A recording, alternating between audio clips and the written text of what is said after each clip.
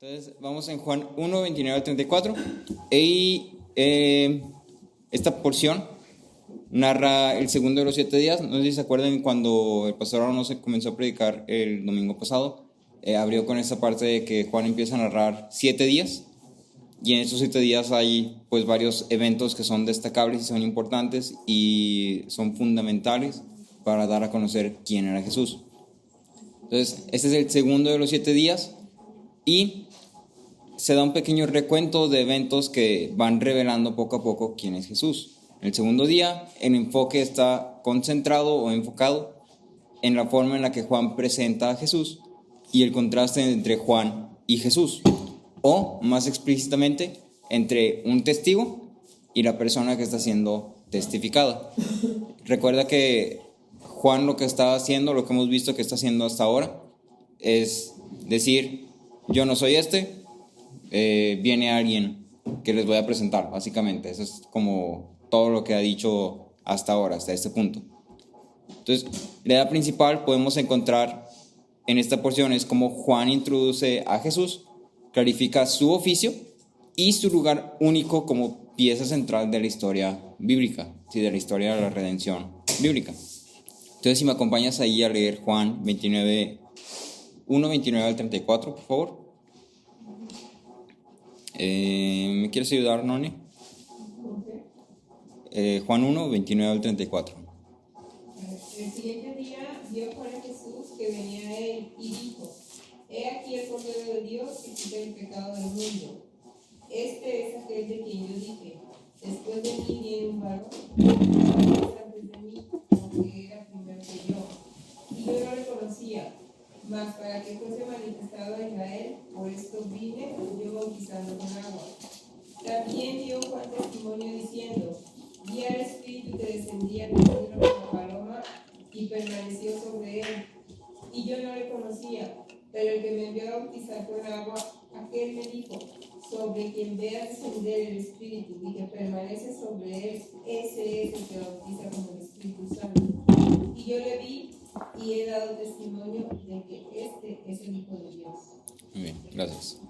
Entonces, sobre esta porción vamos a ver específicamente, o nos vamos a enfocar en 3 puntos centrales que podemos encontrar aquí.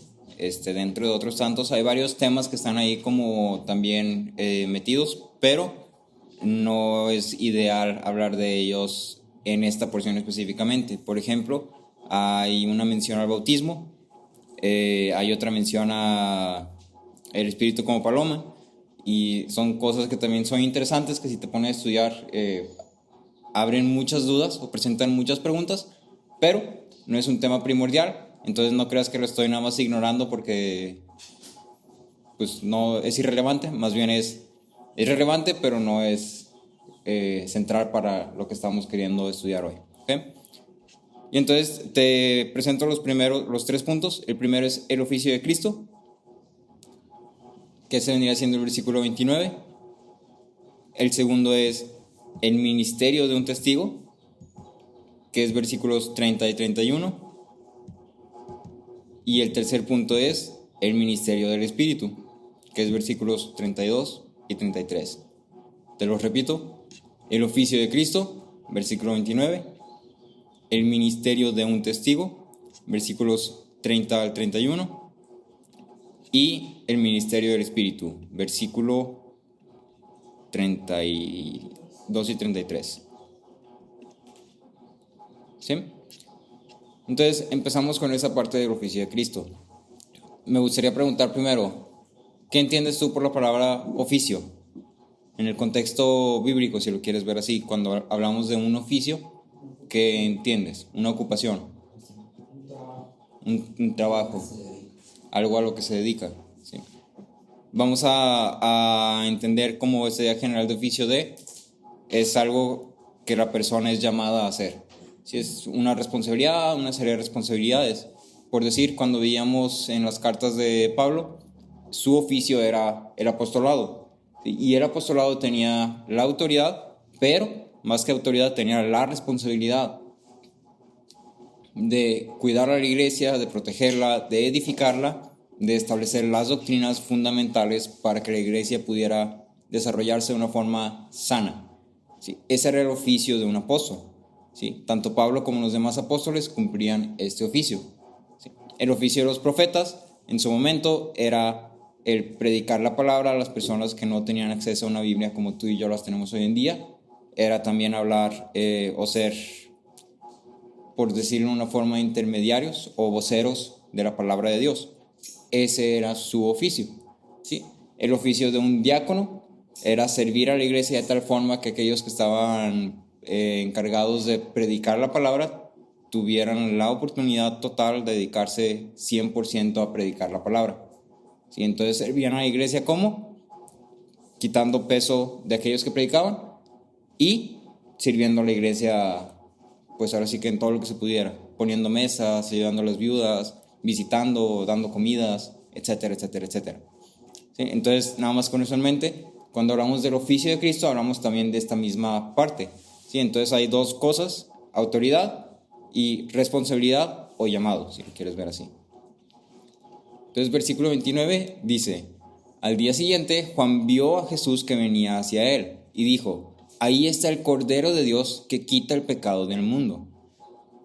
Y lo primero que te debería destacar de esto es la forma en la que Juan presenta a Jesús al llegar. En una sola frase, Juan condensa cuál es el oficio de Cristo. En la frase podemos encontrar 3 puntos claves que establecen la singularidad e importancia de Cristo como el elemento central de la historia de la redención de la humanidad. Entonces, obviamente la frase es: ahí está el Cordero de Dios que quita el pecado del mundo. Ese es el oficio de Cristo. Entonces, si te llegan a preguntar, oye, ¿cuál es el oficio de Cristo? Ahí, ya lo tienes, explícito. Entonces, la primera parte o el primer punto clave es Cristo como Cordero. Juan abre su presentación de Cristo vinculando a Jesús con la imagen de un cordero. Esto lleva en sí implícita la idea de un cordero de sacrificio, siendo más específicos. Lo podemos vincular directamente con Génesis 22:8 y con Isaías 53:7, si me ayudas a leerlos. Génesis 22:8 e Isaías 53:7.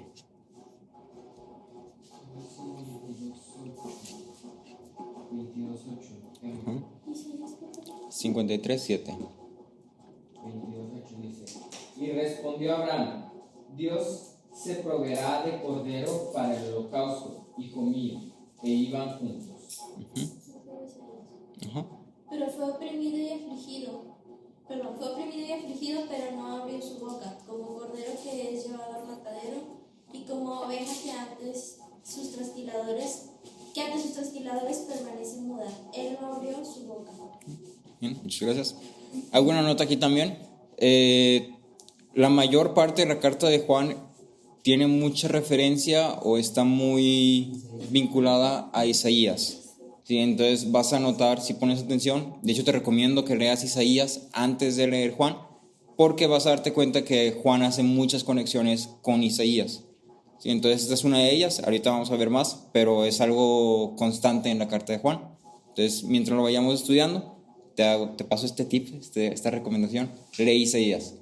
¿Sí? No es que estudies Isaías, a lo mejor léelo, destaca lo que te llame más la atención y luego ya pasa a leer Juan, te va a servir.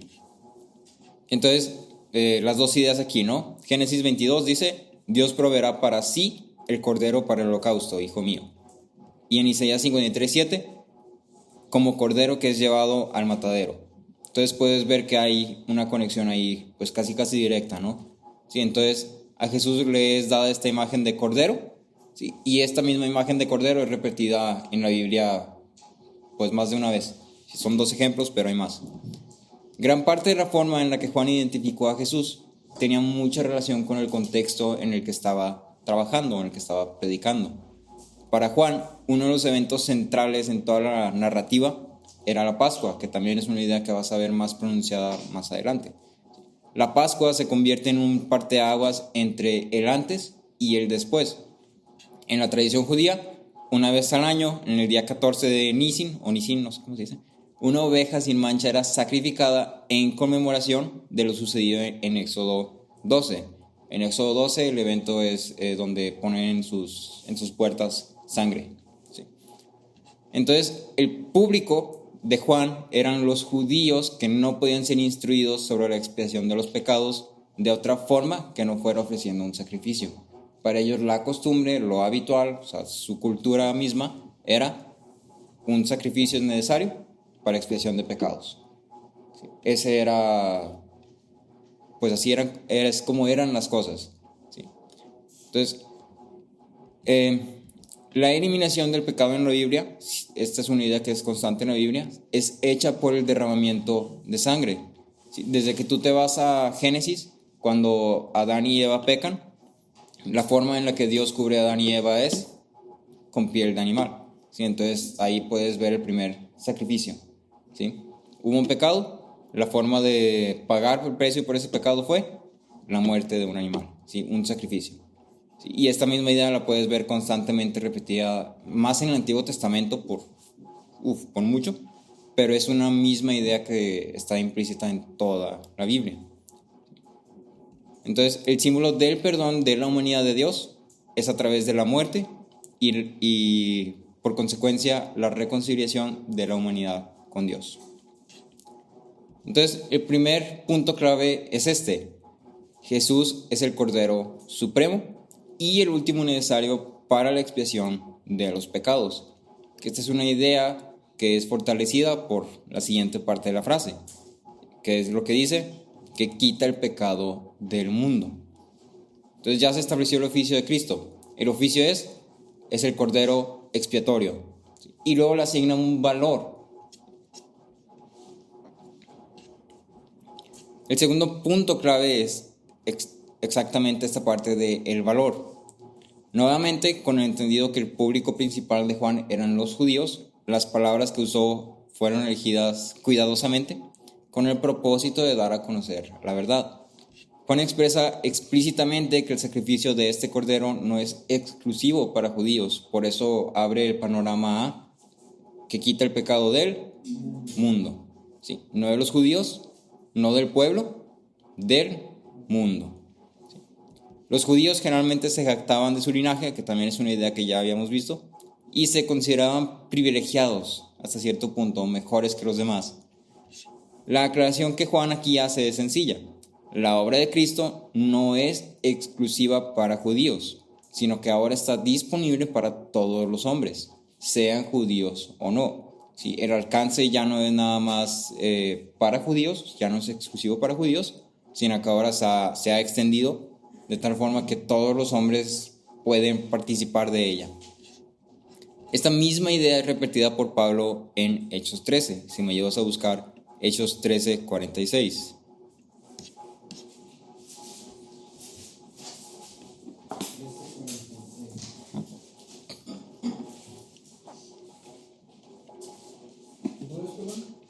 Hechos 13, 46. Entonces Pablo y Bernabé, hablando con denuedo, dijeron: a vosotros a la verdad era necesario que se os hablase primero la palabra de Dios, mas puesto que la desecháis y no os juzgáis dignos de vida eterna, he aquí, nos volvemos a los judíos. Entonces, ya que la rechazan y no se juzgan dignos de la vida eterna, nos volvemos a los gentiles. ¿A quiénes están hablando? Obviamente, a los judíos.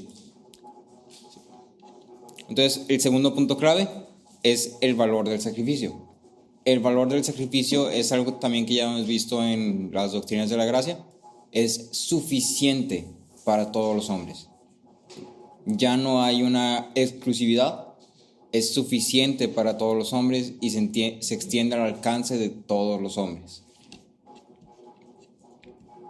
Después pasamos al tercer punto, que viene siendo una idea que está implícita en esta misma parte de para todo el mundo.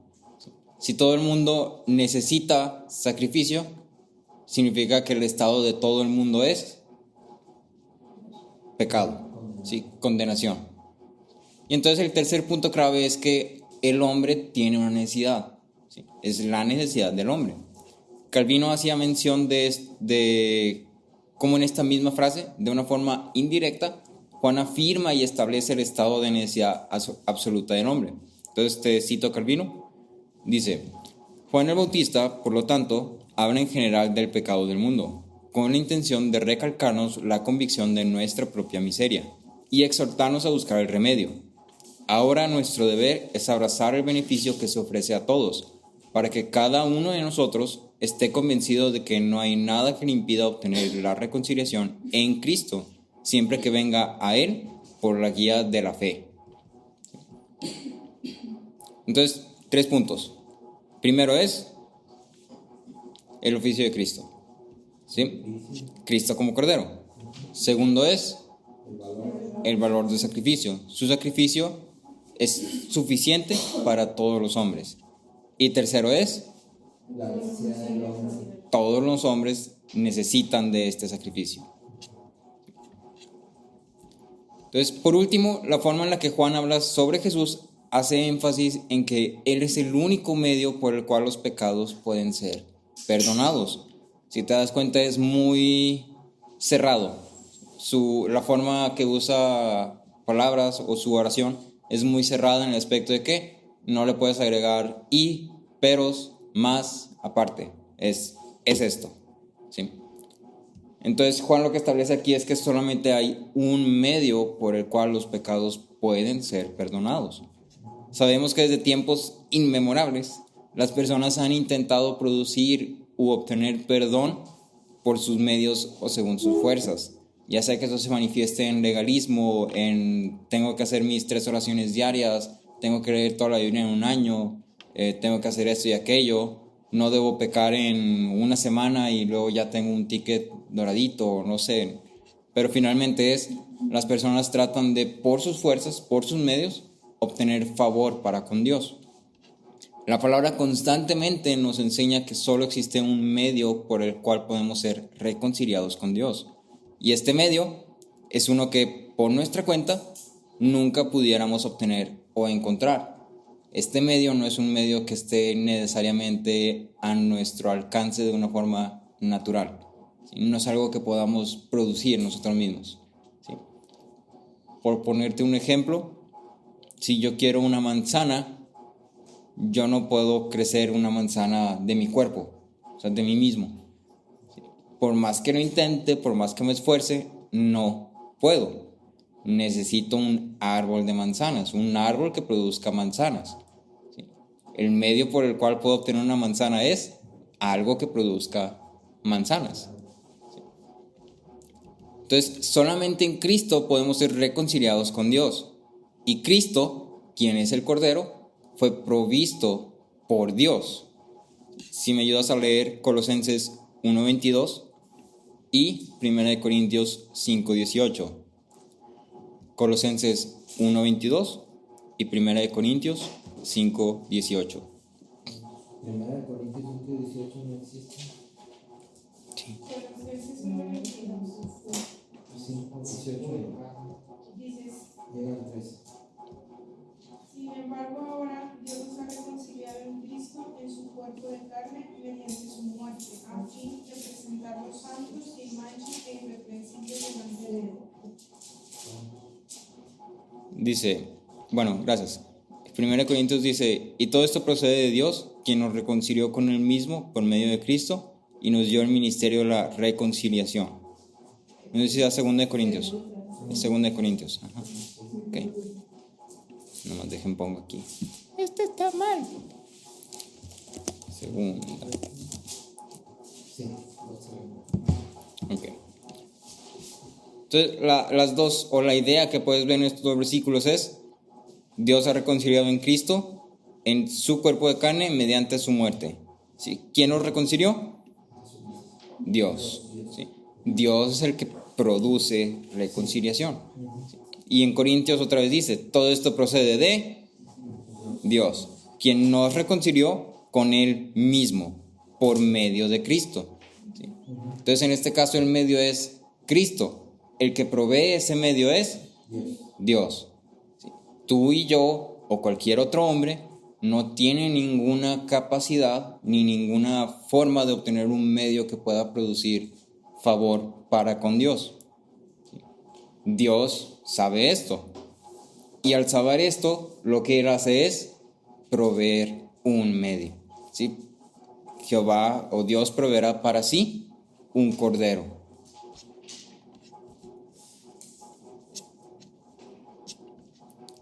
Después pasamos al versículos 30 y 31, que vendrían hablando de esta parte del ministerio de un testigo. Entonces, leen, este es aquel de quien yo dije, después de mí viene un hombre que es antes de mí, porque era primero que yo. Yo no lo conocía, pero para que él fuera manifestado a Israel, por eso yo vine bautizando en agua.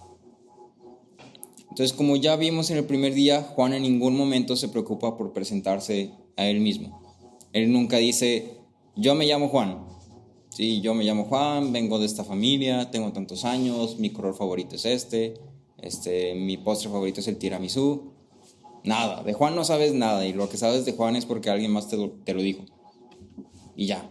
Si Juan no se preocupa por decir, yo soy yo soy aquel. Lo más que Juan llega a hacer es aclarar quién no es. Sí, entonces dice, yo no soy el Cristo, yo no soy el Mesías, yo no soy Elías, ¿sí? No soy Dios. Es todo lo que hace. Para él, ser identificado por las personas era algo totalmente irrelevante, era sin importancia. Su identidad no era importante. Su forma de presentarse a sí mismo es una voz que clama en el desierto. Si me quieres identificar de alguna forma, así. Si alguien te pregunta, ¿quién era ese? Dile esto, una voz que clama en el desierto. Y ya. Lo primordial era su mensaje, no su persona. Esta misma actitud es la que vemos reflejada nuevamente en el versículo 30, donde Juan nuevamente pone su persona de lado para dar lugar a Jesús. Entonces el primer punto que podemos ver aquí es que Juan enfatiza el lugar de Jesús. En la versión de Ginebra, la Biblia versión de Ginebra, dice, este es el de quien dije, después de mí viene un hombre que era preferido a mí, porque él era más excelente que yo. ¿Por qué te leo esta versión? Porque creo que puede ser un poco confuso esto que viene un hombre que es antes de mí. O sea, después de mí viene uno antes de mí. Pero, básicamente Juan está apelando al orden de la creación para definir la diferencia cualitativa entre Jesús y él. ¿Sí? Este mismo principio es uno que vemos que Pablo usa para decir que el hombre es cabeza de la familia. ¿Sí? Y otra vez hablamos aquí en cuestión de autoridad y responsabilidad. ¿Sí? Entonces cuando Juan dice, este hombre es antes que yo, está diciendo, este hombre es mayor que yo. ¿Sí? Este hombre, como es primero que yo, es mayor que yo. Si es mejor que yo, es preferido a mí, es más excelente que yo. Eso es lo que Juan está diciendo. ¿Sí? Yo estoy aquí, Jesús está acá. ¿Sí? Lo importante de notar aquí es la forma en la que Juan busca establecer la diferencia cualitativa entre Jesús y él. Su forma de hacerlo es apelando a la preexistencia de Cristo desde la eternidad. Cristo ha existido eternamente. Entonces esto ya cualitativamente lo hace mejor que todos los hombres que hemos existido, pues no tan eternamente. Su enfoque era establecer la superioridad de Cristo sobre él y cualquier otro hombre. El segundo punto que podemos encontrar aquí es el trabajo de Juan o la responsabilidad de Juan como un testigo. El trabajo de Juan no consistía nada más en argumentar a favor de Cristo, sino que también implicaba lo que él se refería como preparar el camino. Nuevamente el público al que Juan estaba predicando eran judíos principalmente, y entonces para ellos el acto de bautismo por un hombre externo era anormal, o sea, era una anomalía, era algo muy raro. Juan era consciente de eso y en parte era una de las razones por las cuales estaba practicando esta parte del bautismo en agua. Él reconocía que el bautismo en agua para los judíos es así como, ¿qué onda con eso? O sea, está raro. Y no es que fuera irrespetuoso o fuera algo así necesariamente, sino que es algo, digámosle, que va a llamar la atención. ¿Sí? Que no puedes ignorar, que no puedes pasar por alto. Sus intenciones eran evidentes. Quería presentar a Jesús y manifestarlo a Israel. ¿Y cómo lo lograba? Bautizando en agua. El bautismo que Juan practicaba, como él mismo lo dice, no era algo sobrenatural, y no era algo que tuviera, pues, no sé, brillitos o la gente saliera, o ni siquiera en un evento que tú digas, wow, no estaba alguien tocando con una guitarrita cuando salías del agua. Simplemente era un bautismo en agua. Ir a lo más era algo simbólico. Sí, era una forma en la que la gente decía,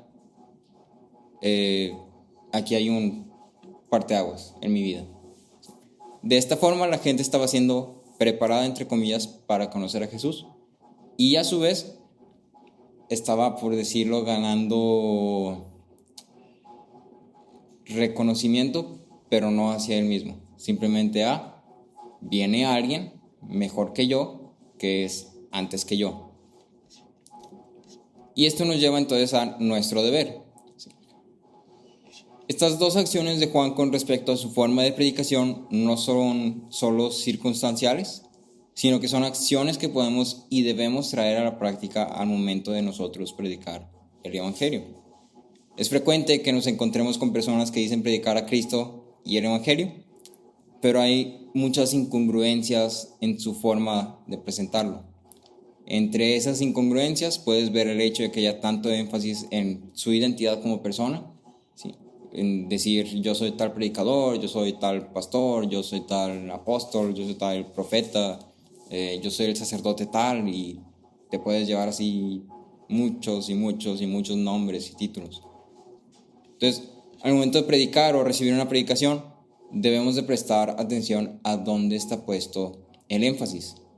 Si se trata de la persona que está predicando, lo que la persona predicando logró, sus experiencias con el Evangelio, cómo Dios habla en su vida.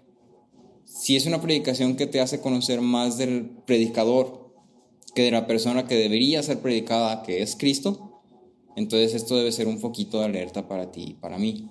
¿Sí? Tanto en el aspecto de cuando yo estoy preparando una predicación, debo de tomar en cuenta esto. ¿Quiere decir que no se vale contar experiencias personales?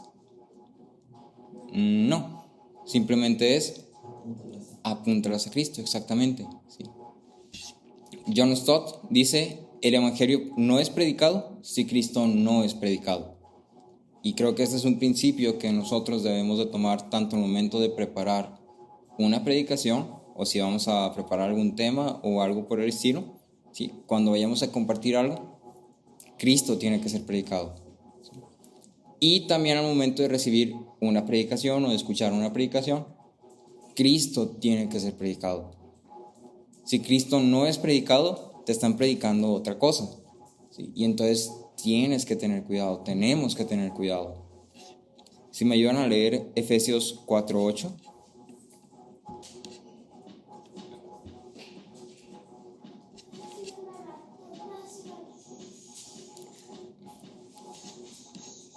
Efesios 4:8. Por tanto dice, cuando ascendió a lo alto, llevó cautivo un gran número de cautivos y dio dones a los hombres. Efesios 4:8. ¿Sí? Creo que tengo mal la cita entonces. Bueno, dice, a mí que soy menos que el más pequeño de todos los santos, se me concedió esta gracia, anunciar a los gentiles las inescrutables riquezas de Cristo. ¿Sí? Ahorita les paso la cita bien, pero es Pablo hablando, y quiero hacer énfasis nada más en esta parte. 3:8, Efesios 3:8. A mí que soy menos que el más pequeño de todos los santos. ¿Sí? Este es Pablo hablando. Ya sabes un poquito del contexto de Pablo y de quién era Pablo. Ya también te mencioné cómo Pablo tenía el oficio de apostolado. O sea, tenía la autoridad y tenía la responsabilidad, pues, muy grande, ¿sí? Y aún así, a pesar de esto, su forma de referirse a él mismo es menos que el más pequeño de todos los santos.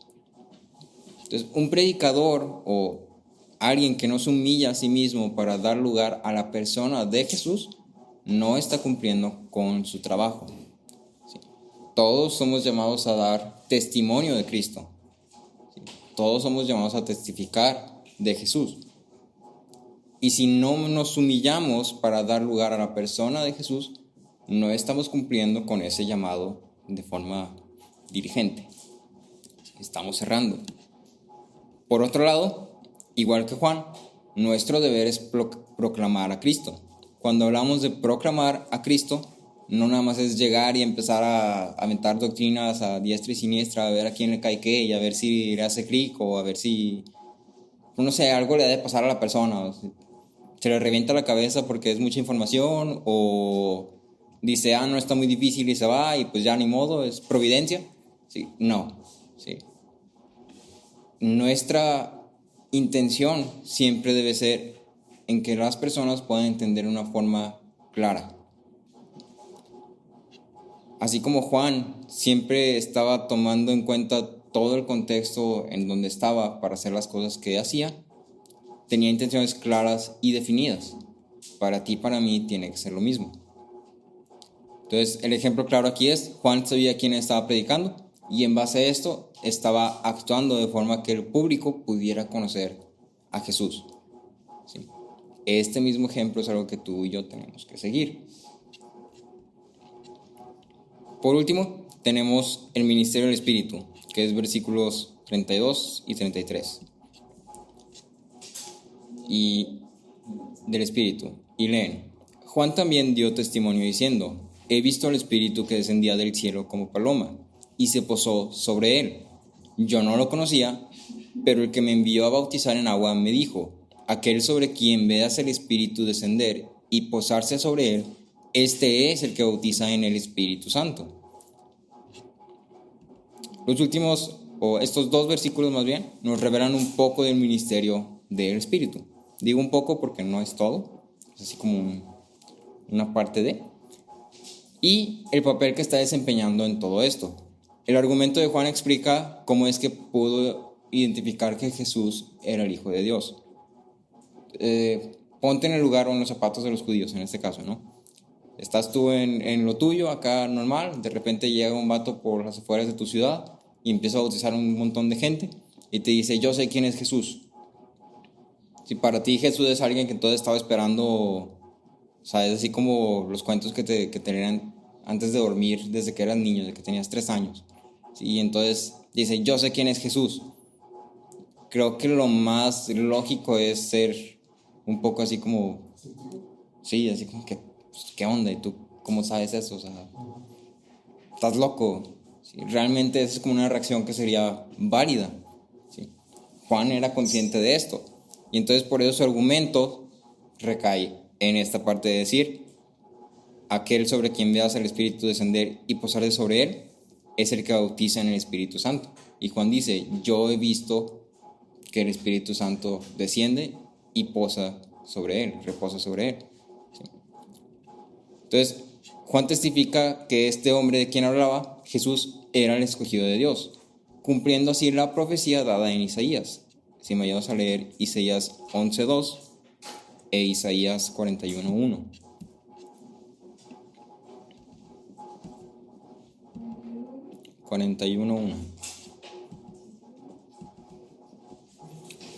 ¿Eh?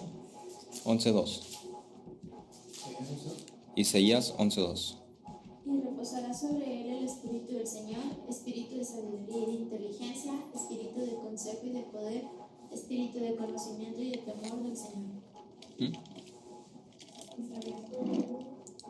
Guarden silencio ante mí, costas. No, no es ese.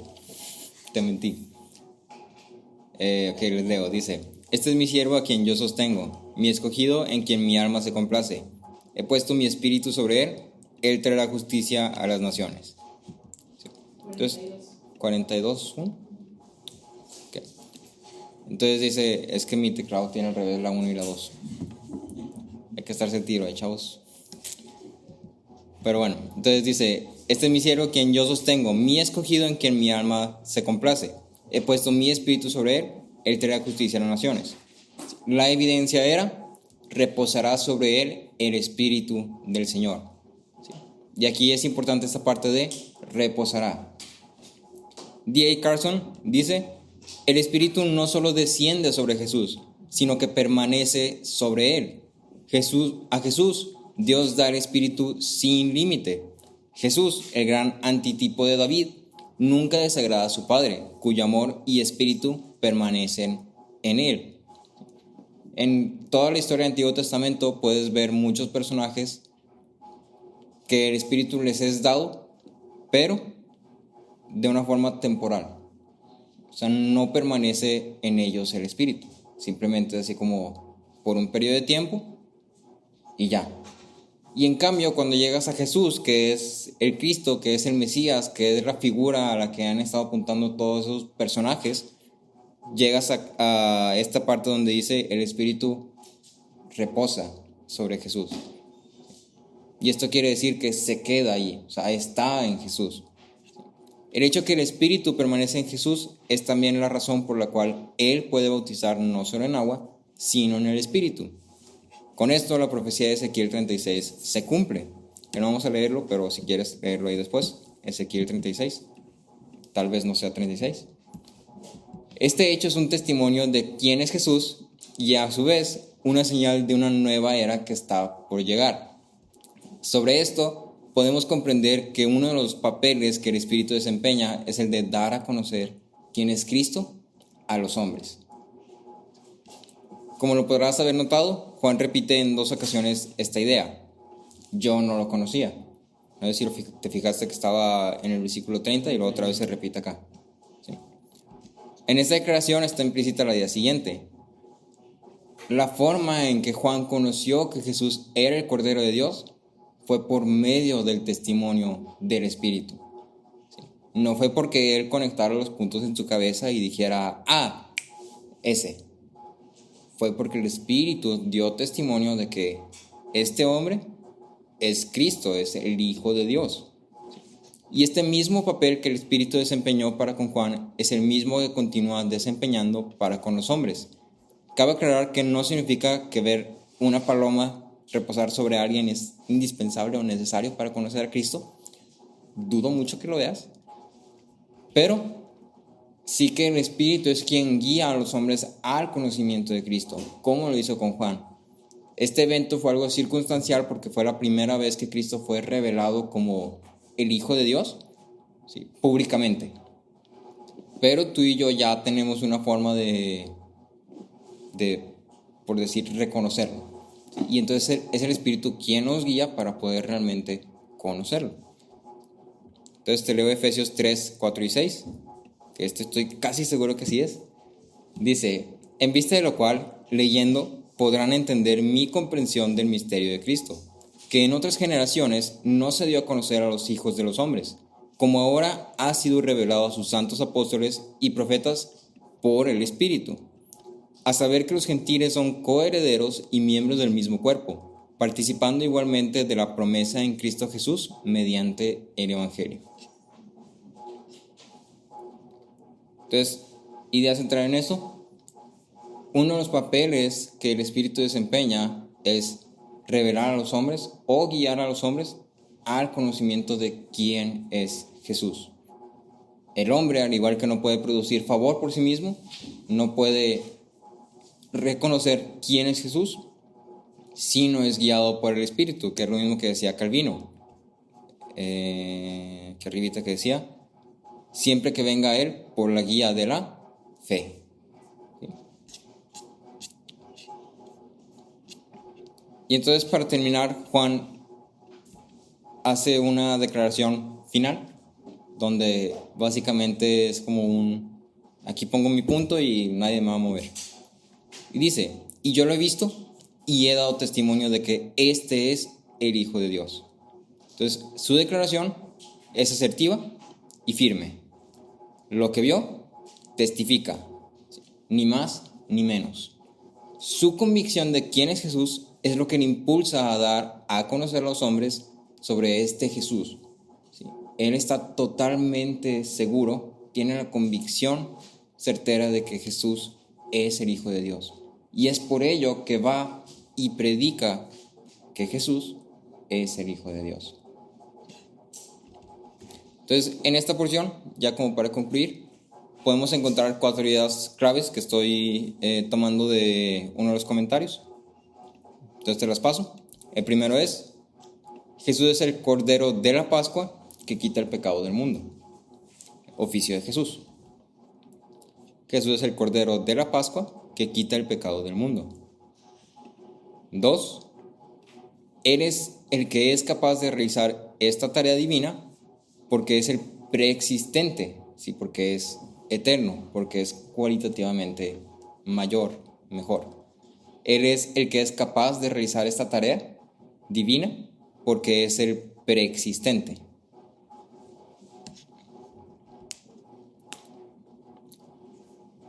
3. Él es quien trae salvación, no solo como un evento histórico, sino como una realidad viviente de Dios.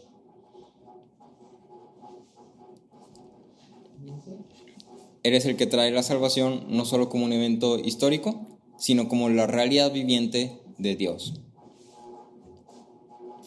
Y 4.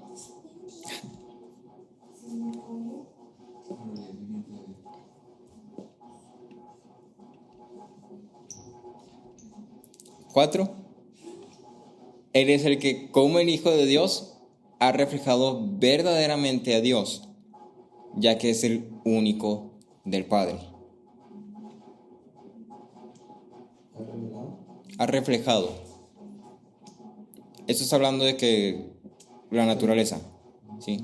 Jesús, Cristo, como es Hijo de Dios, Hijo unigénito de Dios, tiene la naturaleza de Dios completa. ¿Sí? Entonces, por eso es quien refleja al Padre.